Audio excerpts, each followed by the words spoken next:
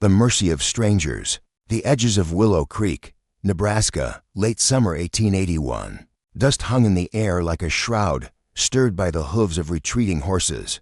The settlement, once a hopeful cluster of clapboard homes and a single steepled church, lay in ruin. Charred timbers jutted from the earth like broken bones, and the acrid smell of smoke clung to everything. The cornfields, golden just days ago, were trampled, their stalks snapped and blackened. No birds called.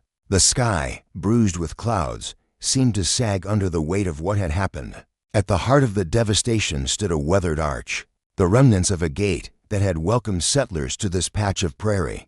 Now it bore a grim display. Margaret Ellis, 22, hung from the crossbeam, her wrists bound with coarse rope that bit into her skin. Blood crusted at her brow, a thin line trailing down her cheek to her jaw. Her shoes were gone, her cotton dressance a soft green torn at the shoulder and streaked with ash. Her head lolled forward, but the faint rise of her chest betrayed her. She was alive. Nailed to the wood above her, in jagged strokes of red paint, was a sign, "This land is ours." A handful of riders lingered in the square, their horses pawing at the dirt. One, a stocky man with a scar across his knuckles, adjusted his hat and spat into the dust. "Let it stand as a warning," he said, his voice low but carrying. "They come here, they pay." Another, younger, with a rifle slung across his back, shifted in his saddle. "She's just one woman," he muttered, glancing at the figure on the gate. "She's one of them," the first snapped.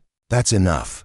A third man stood apart, silent until now. He was tall, lean, dressed in faded leather, his dark hair tied back with a strip of rawhide. His name was Samuel Holt, and though he rode with these men, his eyes held none of their venom. He looked up at Margaret, her face pale, her lips cracked. Flies buzzed near her wounds. She was clinging to life barely. "She's not the fight," Samuel said, his voice steady but quiet. The others turned, their faces hardening.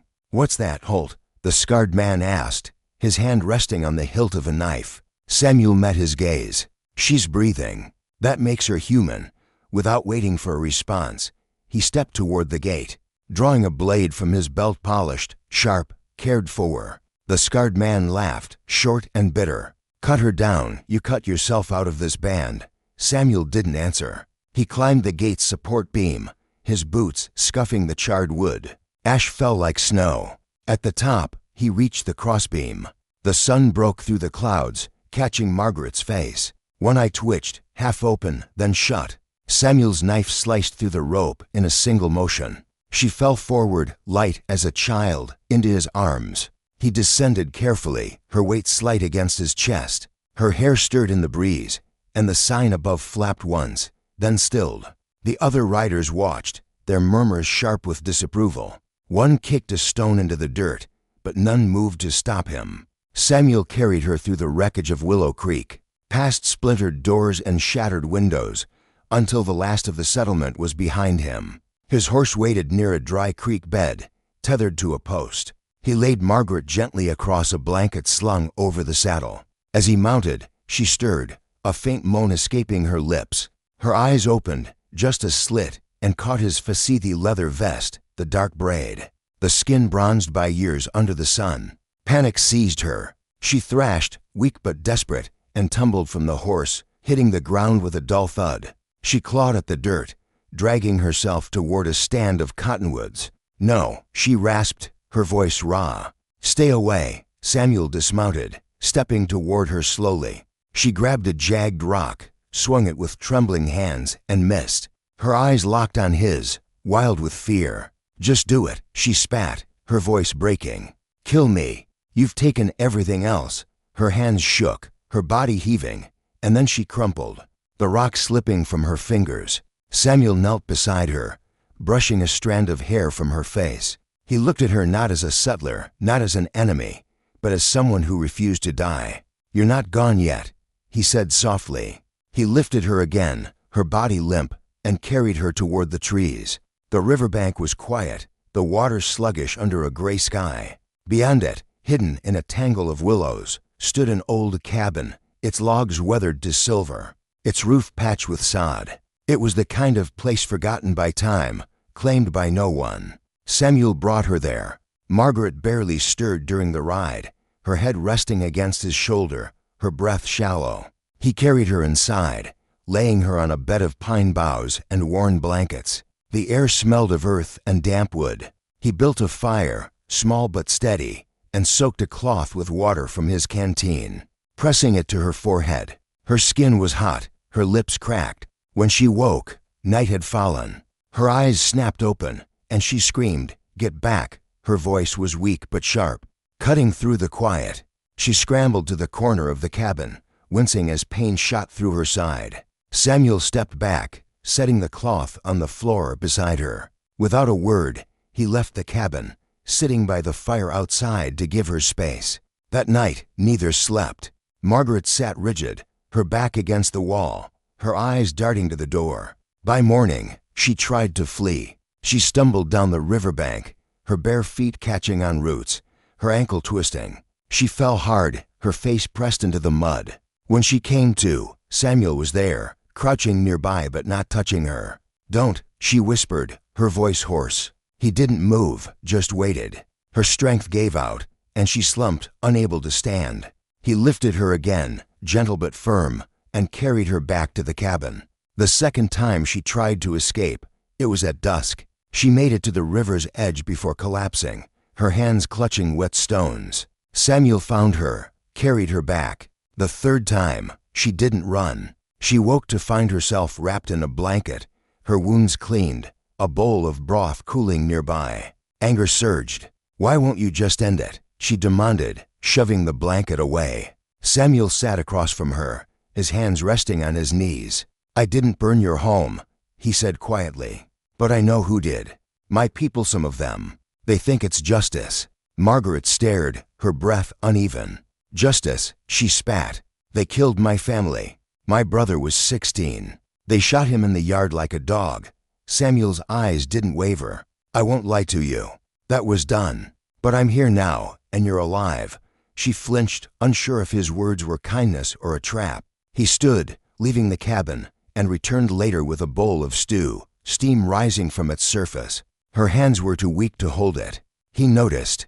Without speaking, he dipped a spoon into the broth, blew on it, and held it to her lips. She hesitated, then opened her mouth. The first sip burned, the second less so. She watched him as he fed her, his movements careful, his face unreadable.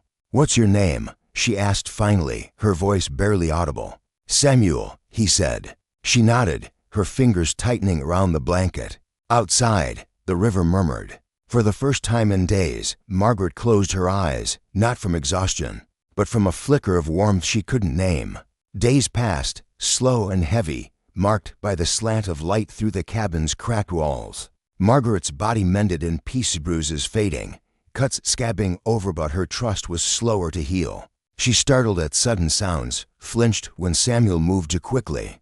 Yet she no longer tried to run. She watched him instead. He was quiet, deliberate, his steps light on the packed earth floor. He never raised his voice, never lingered too close. When he spoke, it was simple.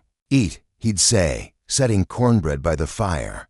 "Drink," when he brought water from the river. One morning, a storm rolled in, the thunder sharp and close. Margaret froze, curling into herself, her breath shallow. Samuel knelt nearby, not touching her, his hand pressed to the floor. "It's just rain," he said. "Not them." She looked at him, wanting to believe but not quite able. He didn't press her, just stayed until the thunder passed. Each day, he left something for her: a strip of jerky, a handful of berries, a piece of flatbread wrapped in cloth. She never saw him place them, but they appeared like small promises. He slept by the fire, she by the wall, the space between them a choice, not a barrier. One afternoon, as fog settled over the river, Margaret stepped outside and saw him sitting on a stump, carving a piece of wood. His knife moved with care, shaping something small, a deer, its antlers just emerging. She watched in silence, her arms crossed against the chill.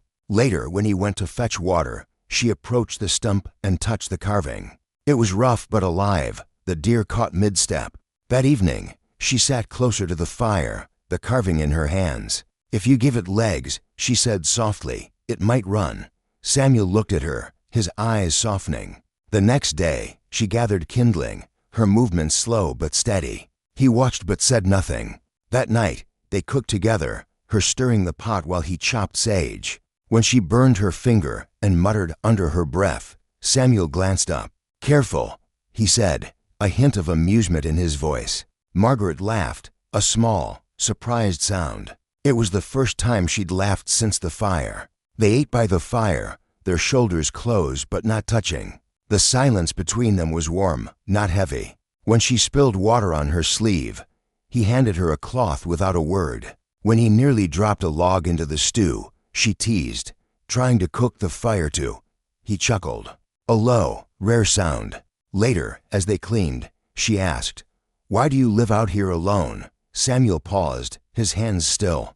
"Too many fights," he said. "None of them mine." She nodded, understanding enough to let it rest. That night, as she lay on her pallet, she stared at the deer carving on a shelf. Its legs were stronger now, but not finished. Her chest ached, not with loss, but with something new, something that felt like a beginning. She didn't trust him fully, not yet, but he was no longer a stranger. The firelight flickered, and in its glow, she felt less like a shadow of herself. The days grew cooler, the air sharp with the promise of fall. Margaret's strength returned, her steps surer, her hands steadier. Samuel taught her to mend a tear in her dress, his fingers guiding hers over the needle. She taught him to braid corn husks into a basket, her laughter soft when he fumbled. They worked in tandem, not speaking much, but the silence was enough. One evening, as the fire burned low, Margaret spoke, her voice quiet but clear. "They killed my parents in the kitchen," she said, staring into the flames. "My father was fixing a chair. They shot him through the window. My mother tried to barricade the door, but they broke it down. My sister Lunch was 12. They took her. I don't know if she's alive." Samuel set his knife aside, listening. "I hid in the attic," she went on. "I heard the screams, saw the flames through the floorboards. The miller's barn burned with them inside. I can still smell it." Samuel's voice came soft, like a stone smoothed by water. "I wasn't there," he said. "But my people were. Some of them." Margaret's hands tightened in her lap. "I was taken when I was young," he continued. "Maybe 6. My family white settlers, like Yerskone in a raid. A woman raised me, called me her own. But I was never one of them. Too pale, too quiet. They kept me because I could ride, could shoot. But I was always outside." "Why did you save me?" she asked, her voice barely above a whisper. Samuel looked at her, his eyes steady. "Because no one saved me," he said. "And I know what it costs to be left behind." The words settled between them, heavy but true. Margaret's throat tightened. Their lives were not the same, but their losses were mirrors.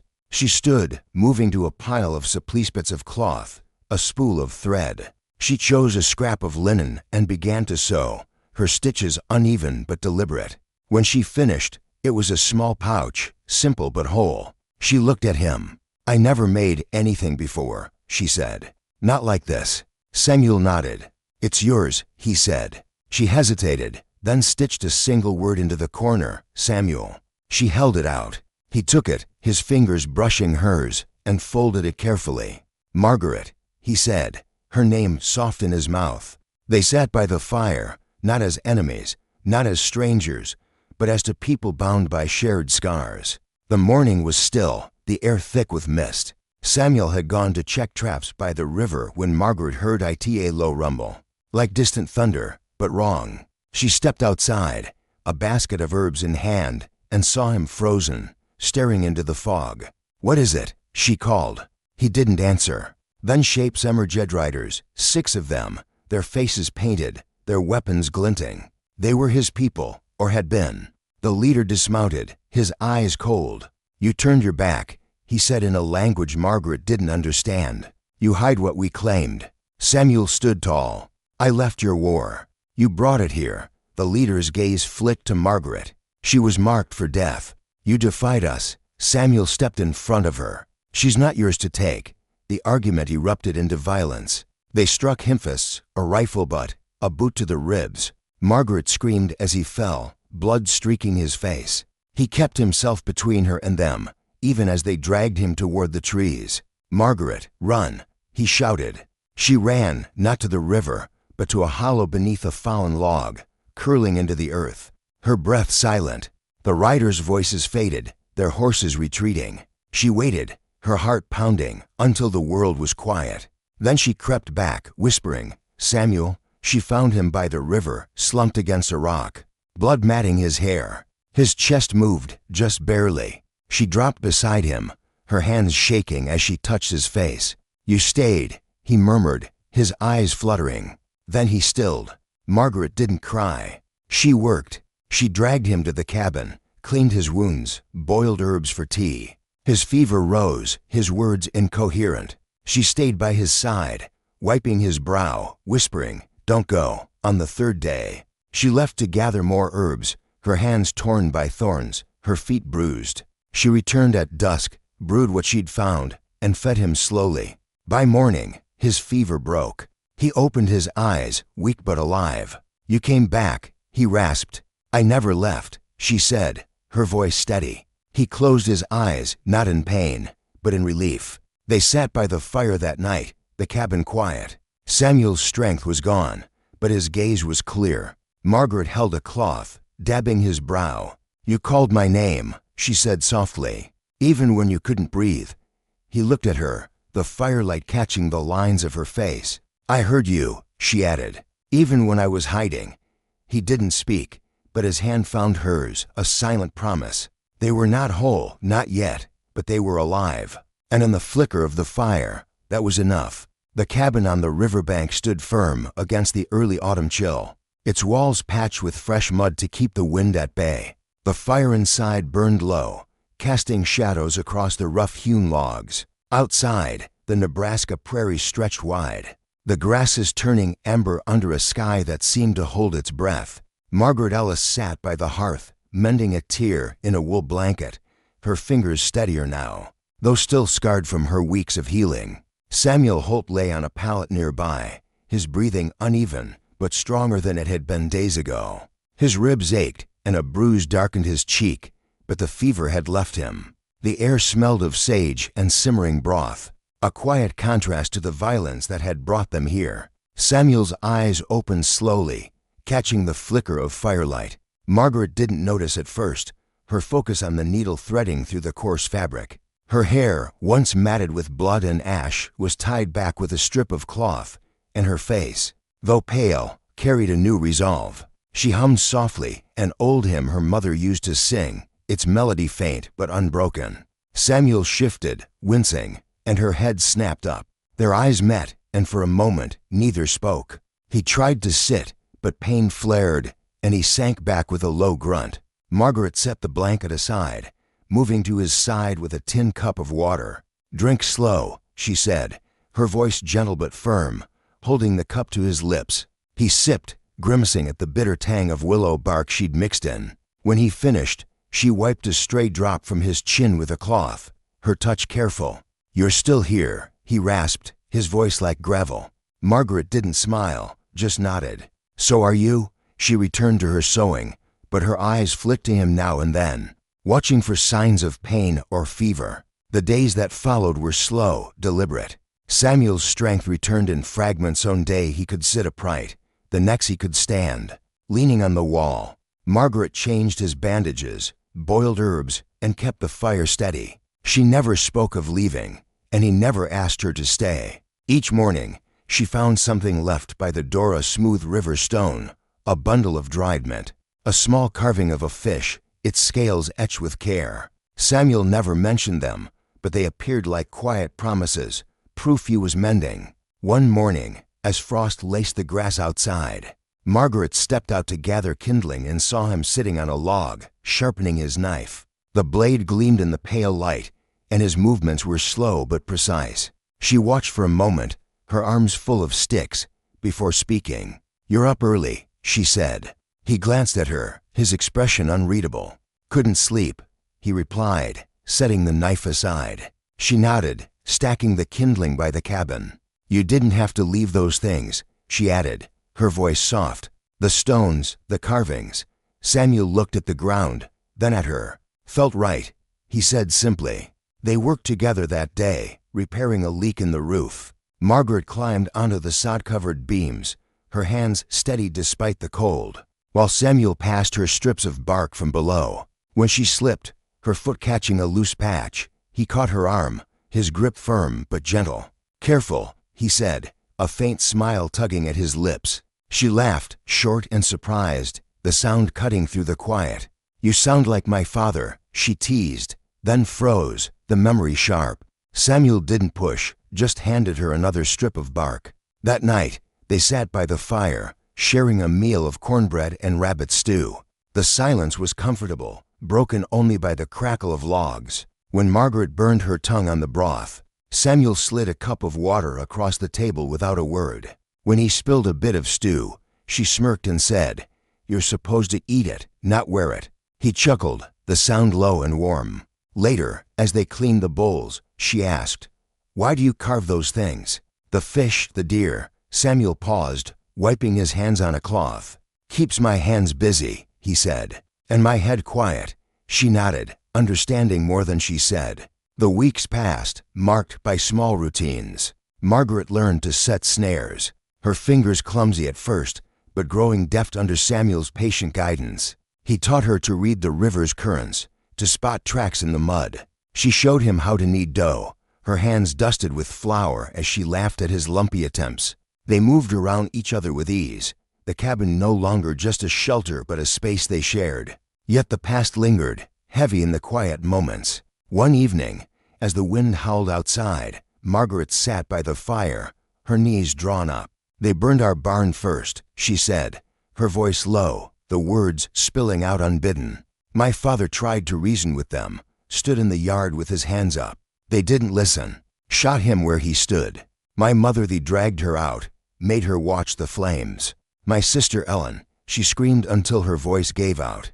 I don't know where they took her." She looked at Samuel, her eyes dry but fierce. "I was in the hayloft, covered in straw. I saw the Cooper's house go up next, heard their little boy crying inside. The smell, it's still in my hair, my skin." Samuel set his carvinga half-finished horse aside. "I wasn't there," he said, his voice steady, "but I've seen it. My people, some of them call it reclaiming what was stolen. I call it blood for blood." Margaret's hands clenched. "Blood for blood doesn't bring anyone back," she said. Samuel nodded, his eyes on the fire. "I was 7 when they took me," he said after a pause. "My parents were farmers, like yours. A raid came at nightfire, horses, screams. I don't remember their faces, just the smoke. A man pulled me from the wreckage, gave me to his sister. She raised me, taught me their ways, but I was never theirs. Too much of my father's eyes," they said. "Why did they keep you?" Margaret asked.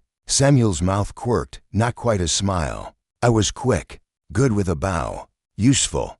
He leaned back, the firelight catching the scars on his knuckles. "But I never belonged. Not to them, not to anyone." Margaret looked at him, her chest tight. "And me? Why am I here?" Samuel met her gaze, unflinching. "Because I saw you hanging, and I couldn't walk away. Not this time." The words settled between them, heavy with truth. Margaret's fingers traced the edge of the blanket, her mind turning over his story, her own. They were not the same, but their pain was carved from the same stone. She stood, moving to a corner where Samuel kept his supply scraps of leather, twine, a few worn tools. She chose a piece of cloth, soft from use, and began to sew, her stitches slow but careful. When she finished, it was a small bag, sturdy enough to hold grain or herbs. She looked at him. "I never made anything before the fire," she said. "My mother tried to teach me, but I was stubborn. This it's something." Samuel nodded. "It's good," he said. She hesitated, then stitched a single word into the fabric, "Samuel." She handed it to him. He took it, his fingers brushing hers, and folded it with care. "Margaret," he said, her name a quiet anchor. They sat by the fire, not as settler and outcast, but as to people bound by shared survival. The days grew shorter, the air sharp with frost. Samuel's strength returned, his steps sure, though he still moved carefully. Margaret began to venture farther from the cabin, gathering roots and berries, her eyes scanning the horizon for threats. Samuel watched her, never hovering but always near. One morning, as she returned with a basket of cattails, she found him carving again. This time a small owl, its eyes wide and unfinished. She sat beside him, watching the knife move. "If you give it wings," she said softly, "it'll see everything." He looked at her, a spark of warmth in his eyes. "Maybe it already does," he replied. They worked together that day, reinforcing the cabin's walls against the coming winter. Margaret hauled logs while Samuel cut them, their breath clouding in the cold. When she tripped, her ankle twisting, he steadied her without a word. When he dropped a hammer, she teased, "You're not carving now." He laughed, the sound rare and real. That night, they ate by the fire, the cabin warm with the smell of cedar and stew. The silence was easy, their shoulders close. Margaret felt something shift, not trust, not yet, but the shape of it. One afternoon, as snow dusted the ground, Margaret spoke again, her voice low. "I keep hearing Ellen's voice," she said, staring at the flames. She was singing that morning, before they came. "I close my eyes, and it's there, like she's still in the yard." Samuel listened, his hands still. "I don't remember my mother's voice," he said after a moment, "but I hear the fire sometimes at night. The way it roared." Margaret nodded, her throat tight. "Do you ever stop running from it?" she asked. Samuel looked at her, his eyes steady. "You don't stop running," he said. "You just find somewhere worth stopping for." The words hung between them, simple but heavy. Margaret's hands rested in her lap, her fingers tracing the stitches of the bag she'd made. She didn't love him, not yet, but the cabin felt less like a refuge and more like a choice. They were not whole, but they were building something that could hold the weight of their pasts. Winter crept closer, the river icing at its edges. Samuel taught Margaret to track rabbits in the snow, his voice low as he pointed out broken twigs and faint prints. She taught him to mend a torn shirt, her laughter soft when he pricked his finger. They moved through the days with a quiet rhythm, the cabin a small world against the cold. Yet the world outside pressed closer. One morning, as dawn broke pale and sharp, Samuel stood outside, his breath clouding. Margaret joined him, a shawl around her shoulders. "What's wrong?" she asked, sensing his tension. He didn't answer, just pointed to the horizon.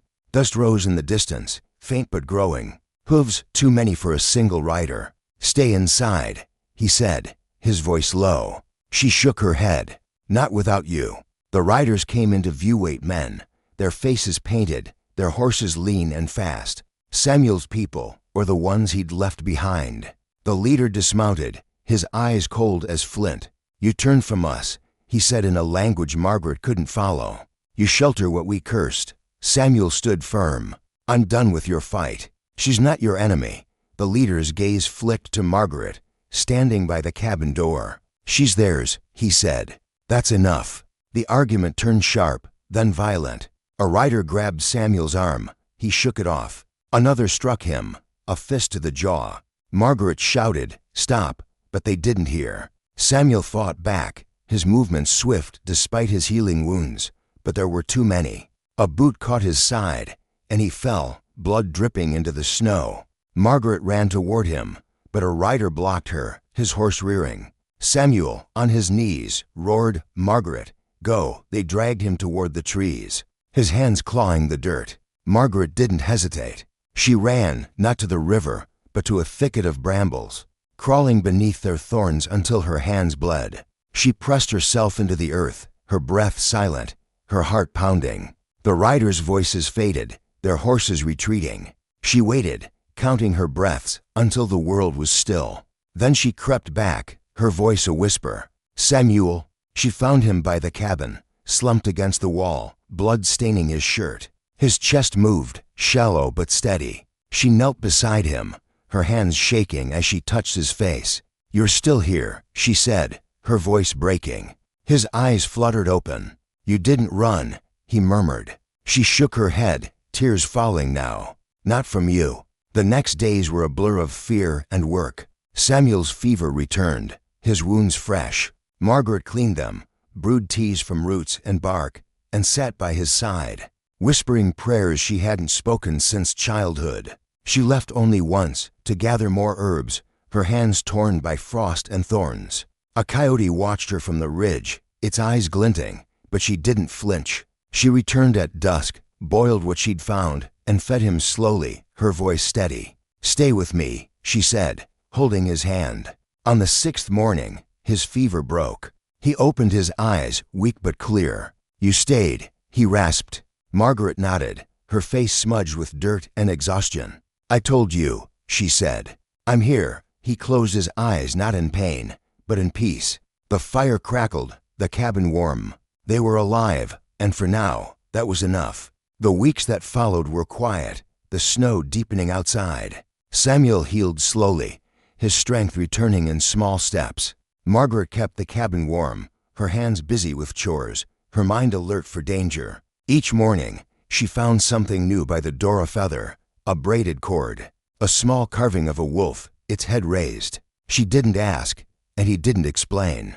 They were offerings, proof of survival. One evening, as the fire burned low, Margaret sat beside him, a blanket over her shoulders. "You called my name," she said softly, her eyes on the flames. "When they took you, when you couldn't stand. I heard it, even in the thorns." Samuel looked at her, the firelight catching the lines of his face. "I heard you too," he said. "When you hid. Your breath, your fear. It kept me fighting." Margaret's throat tightened. She didn't speak, but her hand found his, their fingers entwining. They sat in silence, the cabin a small island in a world of cold and memory. They were not healed, not fully, but they were building something stronger than survival. It was choice, quiet and unshakable, a promise to stay. Winter gripped the Nebraska prairie, the river frozen solid, its surface glinting under a pale sun. The cabin on the riverbank stood resolute, its walls thickened with fresh mud and straw, its roof heavy with snow. Inside, the fire burned steady, filling the air with the scent of cedar and dried herbs. Margaret Ellis knelt by the hearth, grinding cornmeal, her hands calloused but sure. Samuel Holt sat nearby, carving a small wooden bear, its paws half-formed. His ribs still ached from the fight weeks ago, but his movements were stronger, his eyes clear. The cabin was no longer just a shelter, it was theirs, built from shared labor and quiet trust. The days had settled into a rhythm. Margaret rose early to check snares, her breath clouding in the cold, while Samuel split wood, his axe steady despite the lingering pain in his side. They worked in tandem,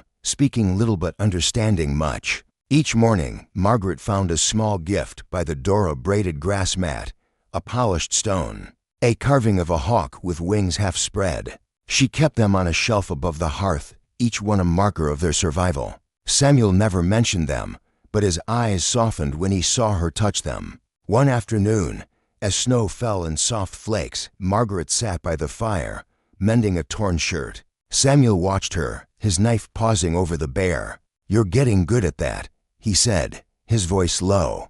She smiled, small but real. "Had a good teacher," she replied, glancing at him. He chuckled, the sound warm in the quiet.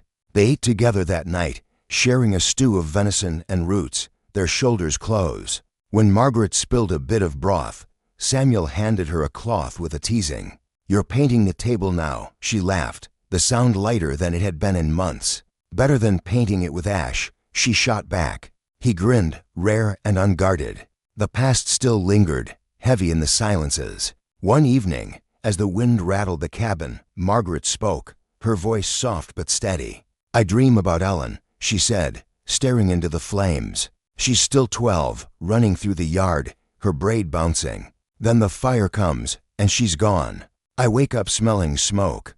Samuel set his carving aside, listening. "I don't dream of my parents," he said after a moment, "but I see the raid, sometimes flames, horses, my father's hand reaching for me before it fell. I was too small to help."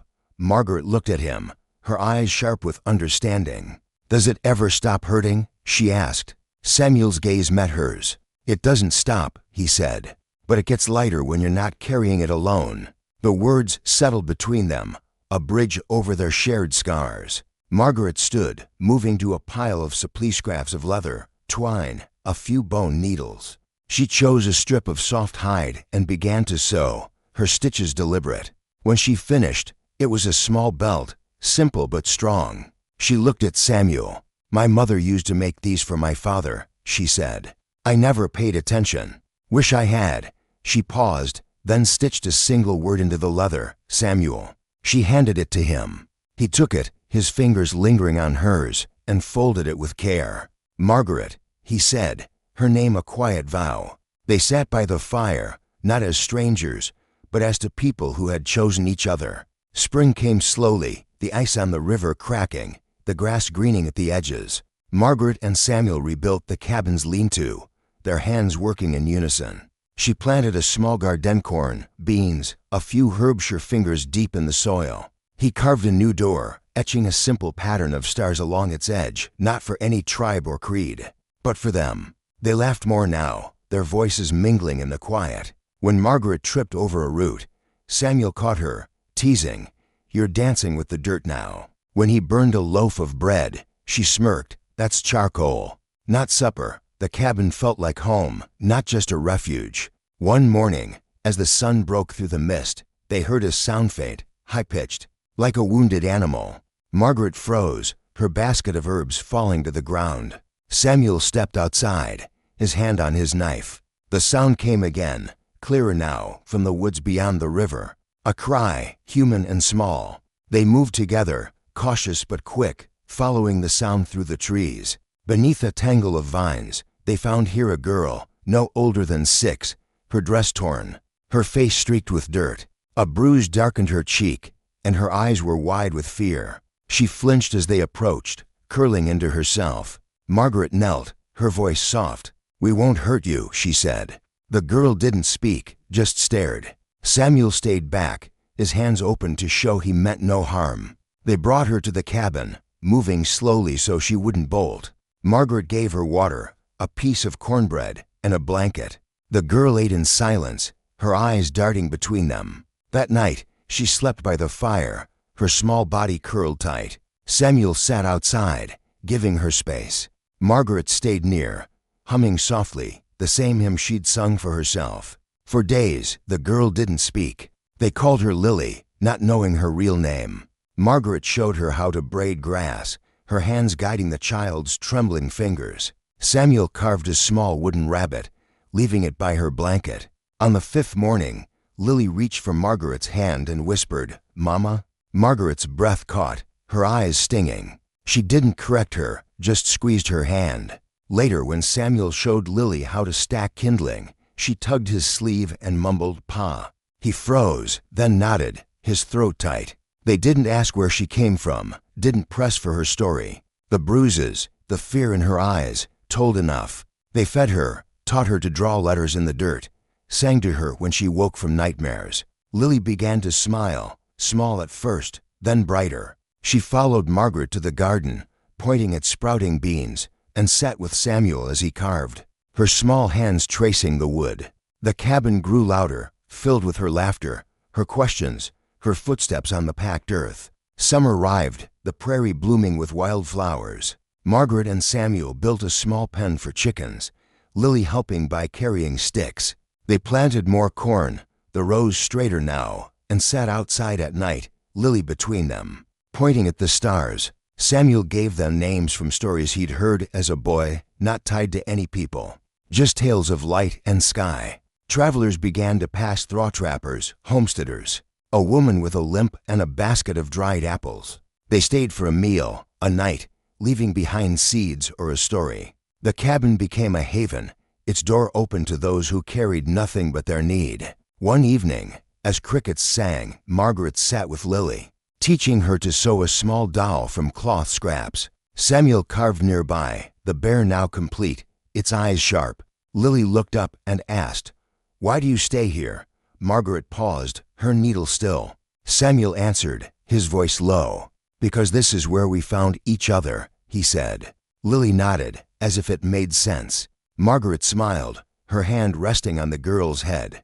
Years passed, the seasons turning like pages. The cabin grew, its walls stronger, its garden wild with mint and squash. Lily became a girl, then a young woman, her hands quick with a needle, her laugh bright. Margaret's hair silvered at the temples, Samuel's shoulders stooped, but their eyes were steady. They taught Lily to fish, to read, to trust. She called them Mama and Pa, and they never corrected her. The pain of their pasts didn't vanish, but it softened, woven into the life they built. One autumn, a group of men arrived, their coats crisp, their horses sleek. They carried papers, maps, and promises of progress, a telegraph line to cut through the riverbank. "This land is needed," the leader said, his voice polished. "We'll pay fairly, Mrs. Ellis, Mr. Holt." Margaret stood in the doorway, her hands dusted with flour, the smell of baking bread behind her. "This isn't just land," she said, her voice calm but firm. "It's home, built from ashes, held together by us." Samuel stepped beside her, silent, his eyes on the men, then on the garden, the chicken pen, the path Lily had worn to the river. The men shifted, glancing at their maps. "Progress waits for no one," the leader said. Margaret's gaze didn't waver. "We've seen your progress," she said. "It burns houses, takes children. We've built something better." Samuel nodded, his hand brushing hers. The men left, their promises unclaimed. A week later, Margaret carved a sign from a plank of oak, her knife steady. She etched the words, "Not claimed land, not stolen land, just ours." Below, in smaller letters, "Home of Margaret, Samuel, and Lily." She nailed it above the door, the sound echoing in the quiet.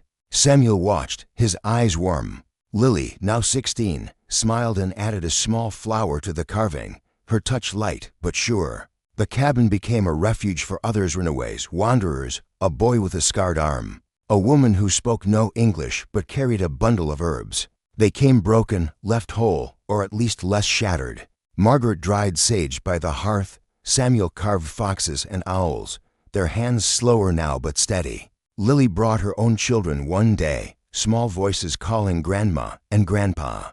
They sat under the oak, telling stories of stars and survival, some true, some softened by time. Every night, Margaret and Samuel lay side by side, her hand on his shoulder, his breath steady. "You gave me more than a home," she whispered once, her fingers tracing an old scar. "You gave me a family." Samuel murmured something low, not words, but agreement, gratitude, love. They never left the riverbank. The cabin stood long after they were gone, its sign weathered but unbroken, "Not claimed land." Not stolen land, just ours. Decades later, travelers still found the path. They saw the sign, the garden gone wild, the hearth cold but whole. Some wept, not for loss, but for what had been built, a home not of borders or blood, but of mercy and choice. The world outside raged with lines drawn in anger, but here, on this small patch of prairie, two people had chosen to heal, to love, to stay. And in their choice, others found refuge, a place where no one was left behind. We invite you to share your thoughts in the comments below. What do you make of the violence and injustice woven through this story? Where do you stand on the cycles of vengeance and the possibility of redemption? Let us know your perspective. Your voice matters.